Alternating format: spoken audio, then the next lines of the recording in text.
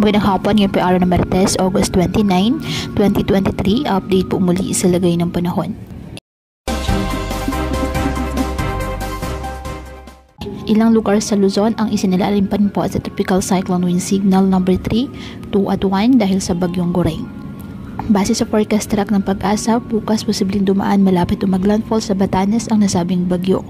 May posibilidad ng muli itong lumakas bilang super typhoon bago lumabas ng ating Philippine Area of Responsibility bukas ng gabi o Huwebes ng umaga. Huling namataan ng Pag-asa ang sentro nito sa may east of Apari, Cagayan at taglay ang lakas ng hangin na 155 km per hour at bugsong umaabot sa 190 km per hour. Bukas naman inaasang papasok naman ng ating Philippine Area of Responsibility ang bagyong papangalan ng Hana. Ayon sa Pag-asa, isa itong tropical storm na may international name na Haikoi.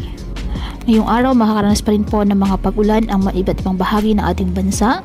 Epekto po yan ng hanging habagat na hinahatak o pinapalakas ng bagyong Goreng. Ayon sa Pag-asa, umiiral ngayon ang habagat sa Central at Southern Luzon kasama ang Visayas at Mindanao. Signal number 3 nakataas pa rin sa the northeastern portion of Babuyan Islands. Signal number 2 sa Batanes, the rest of Babuyan Islands, and the extreme northern portion of mainland Cagayan. Habang signal number 1 sa the northern and eastern portion of mainland Cagayan, the eastern portion of Isabela, the northern portion of Apayao, and the northern portion of Ilocos Norte.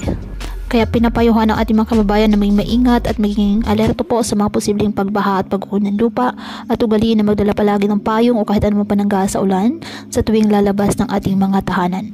At yan po muna ang update sa lagay ng panahon ngayong araw. Muli patuloy po tayo na mag-ingat at palaging tandaan, God loves you. Stay safe and God bless.